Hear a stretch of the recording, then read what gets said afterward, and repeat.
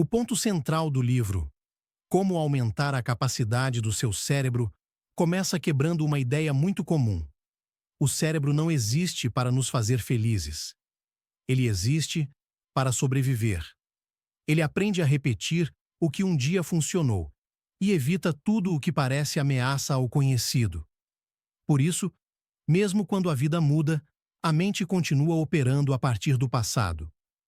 Joe Dispenza mostra que a maior parte do que pensamos não é nova. São pensamentos reciclados, ativados todos os dias pelos mesmos circuitos neurais. Esses circuitos mantêm a mesma identidade, os mesmos medos, as mesmas crenças e as mesmas reações. Mudar, então, não é apenas uma questão de força de vontade. É uma questão biológica. Aquilo que chamamos de quem eu sou é, na prática, um conjunto de padrões neurais reforçados ao longo do tempo. Pensar do mesmo jeito mantém esses circuitos ativos. Sentir as mesmas emoções mantém o corpo preso aos mesmos estados químicos. Agir da mesma forma fecha o ciclo. O cérebro é extremamente eficiente em repetir, e é justamente essa eficiência que vira prisão quando queremos viver algo novo, mas continuamos treinando o velho. É por isso que Dispenza afirma que mudar a vida exige antes mudar a mente, no sentido literal. Mudar os circuitos, mudar os padrões, mudar o treino diário do cérebro. Enquanto isso não acontece, qualquer tentativa de mudança externa tende a colapsar. Quando ele introduz o conceito de neuroplasticidade, a ideia fica ainda mais clara. O cérebro muda o tempo todo. Cada pensamento repetido, cada emoção sentida, cada experiência vivida deixa uma marca física. Pensamentos não são abstrações. São eventos biológicos.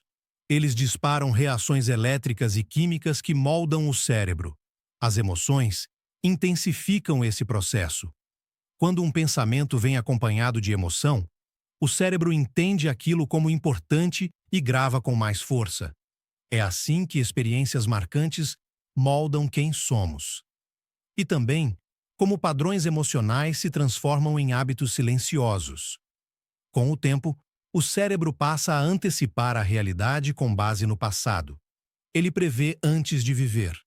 E, ao prever, ativa os mesmos estados emocionais e as mesmas respostas. É por isso que tantas pessoas reagem ao presente como se estivessem revivendo o passado. Dispenza chama a atenção para um ponto decisivo. Não é o mundo que cria a mente. É a mente que interpreta o mundo com base no que já aprendeu. Dois indivíduos podem viver a mesma situação e ter experiências completamente diferentes porque seus cérebros foram treinados de formas diferentes. A partir daí, a mudança deixa de ser um mistério e passa a ser um processo consciente. Se o cérebro aprende, por repetição, ele também pode desaprender. Circuitos antigos enfraquecem quando deixam de ser usados. Novos circuitos surgem quando a consciência passa a escolher pensamentos diferentes. Tudo começa quando você percebe que, todos os dias, está ensinando o seu cérebro a continuar sendo quem sempre foi, ou a se tornar alguém novo. Joe Dispenza aprofunda um ponto que muita gente sente na prática, mas não consegue explicar. Mudar é difícil não porque falta vontade, mas porque o cérebro e o corpo aprendem juntos a repetir o passado. Quando um pensamento se repete muitas vezes, ele deixa de ser apenas mental e se transforma em um padrão emocional. E quando esse padrão emocional se repete, o corpo passa a se adaptar quimicamente a ele. Com o tempo, a pessoa não está apenas pensando do mesmo jeito. Ela está sentindo do mesmo jeito todos os dias. O corpo passa a reconhecer aquele estado como normal.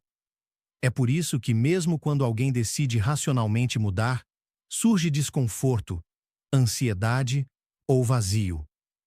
Não porque algo esteja errado, mas porque o corpo está pedindo o passado. Dispenza explica que muitas pessoas acabam viciadas em certos estados emocionais, mesmo que sejam negativos. Medo, culpa, raiva e ansiedade se tornam familiares e passam a definir a identidade.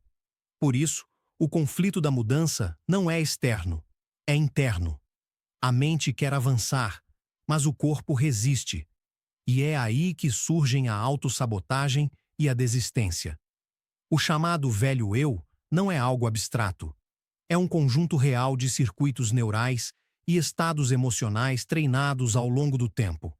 Ele não desaparece porque você decidiu mudar. Ele precisa deixar de ser reforçado. Entender isso tira a culpa do processo. A dificuldade não é fraqueza, é condicionamento.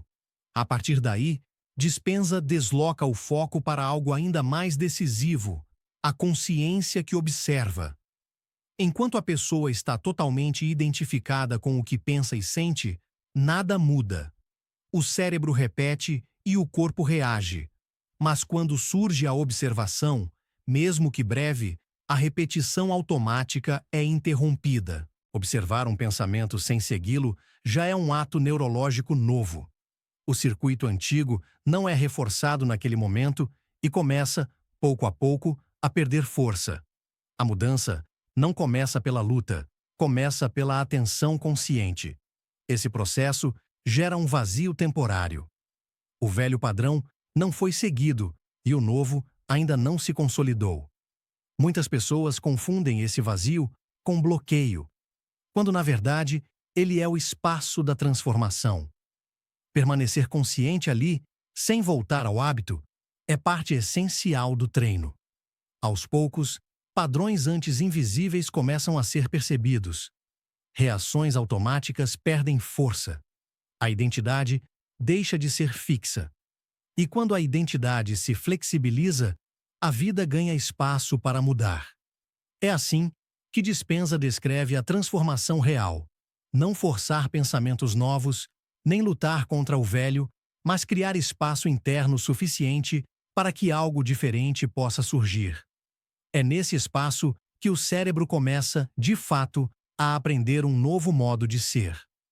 Parte 5. Depois que a consciência aprende a observar sem reagir, Joe Dispenza apresenta o passo seguinte: treinar o cérebro para pensar de forma nova de maneira deliberada. Não como imaginação solta, mas como ensaio real. Pensar diferente, para ele, é um ato biológico. O cérebro reage a pensamentos novos, como se fossem experiências reais, desde que haja atenção e envolvimento emocional. Quando você ensaia internamente uma nova escolha ou uma nova versão de si, o cérebro começa a criar circuitos como se aquilo já estivesse acontecendo. Por isso, a mudança não começa fora. Ela começa quando o cérebro é ensinado a operar em outro padrão antes que a realidade externa mude. Esse treino exige repetição. Pensar diferente uma vez cria um caminho frágil. Pensar diferente muitas vezes começa a torná-lo estável.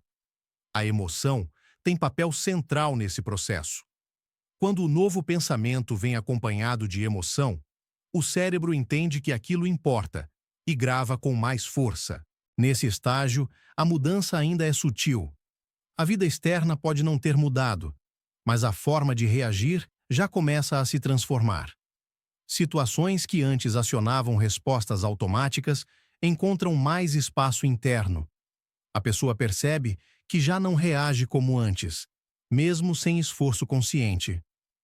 Dispenza deixa claro que esse processo não é confortável. Pensar e sentir de forma nova leva o cérebro e o corpo para um território desconhecido, e o desconhecido gera resistência. Inquietação, dúvida e vontade de desistir não são sinais de erro, mas sinais de que o velho padrão está sendo desafiado. Ele descreve esse momento como uma travessia entre quem você foi e quem está se tornando. Nesse intervalo, o corpo ainda pede o passado e o novo ainda não se consolidou. Muitas pessoas desistem aqui, achando que algo deu errado, quando na verdade a mudança está em curso. Persistir com presença é o ponto decisivo.